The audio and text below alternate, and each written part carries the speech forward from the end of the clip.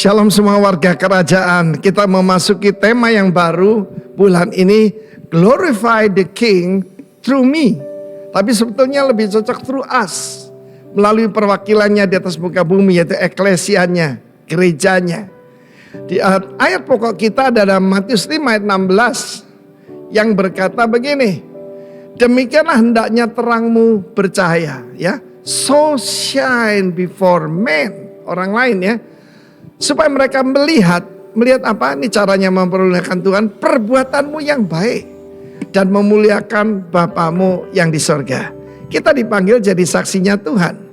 Dan ayat-ayat selanjutnya diterangkan siapa kita.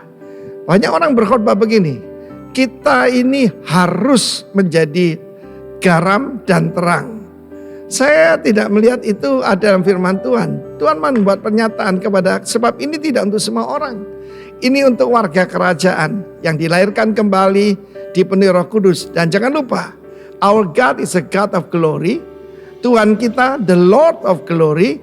Dan Roh Kudus yang di dalam kita dan di antara kita adalah the Spirit of glory. Dan kemuliaannya itu dinyatakan, kamu adalah garam bumi sebetulnya, the salt of the earth. Salt of the earth itu saudaraku bukan cuma membuat subur, ya, seperti pupuk begitu, tetapi lebih daripada itu merubah, bisa merubah yaitu keadaan daripada tanah yang tidak produktif. Kalau Anda sekarang pergi ke daerah Laut Mati, ya, maka apa yang saudara lihat, yang tadinya begitu gersang. Saya pergi pertama kali tahun 86, nggak ada apa-apa di situ, semuanya mati saudaraku. Di sekitar Laut Mati, namanya Laut Mati saudara, ya. Tetapi sekarang begitu subur. Dan saya percaya berdasarkan ayat ini, ya, kita harus berguna saudara. Kamu adalah terang dunia. Terang dunia itu adalah the light of the world. Dunia ini dalam kegelapan. Makin lama makin gelap. Orang tidak tahu dia itu pria atau wanita saudaraku. Namanya sekarang gender dysphoria saudara. Tapi kota yang tertaras gunung tidak mungkin tersembunyi. Ini adalah kota-kota perlindungan yang disebutkan dalam Alkitab. Ada 6 kota perlindungan. Dan seharusnya gereja Tuhan seperti kota perlindungan itu. Tempat di mereka menemukan yaitu saudaraku keadilan. Di dunia nggak ada keadilan, ya. Apa yang bisa menghalangi kita jadi memuliakan Tuhan? Ayat 15, orang tidak menyalakan pelita. Ya, ketika kita dilahirkan kembali, maka roh kita yang mati. Pelita itu adalah roh manusia.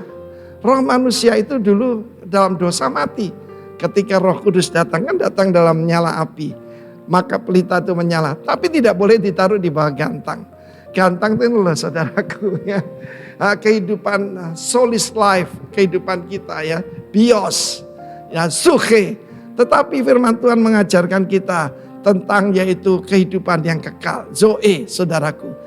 Tetapi tidak boleh taruh di bawah gantang.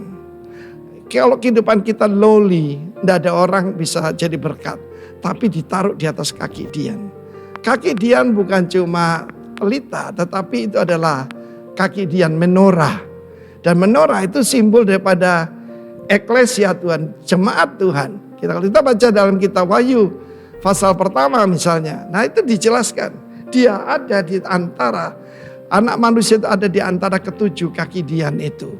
Sehingga menerangi semua orang di mana yang di dalam rumah. Ya saudaraku, tidak semua orang sudah dalam rumahnya Tuhan kan, hanya keluarga Allah.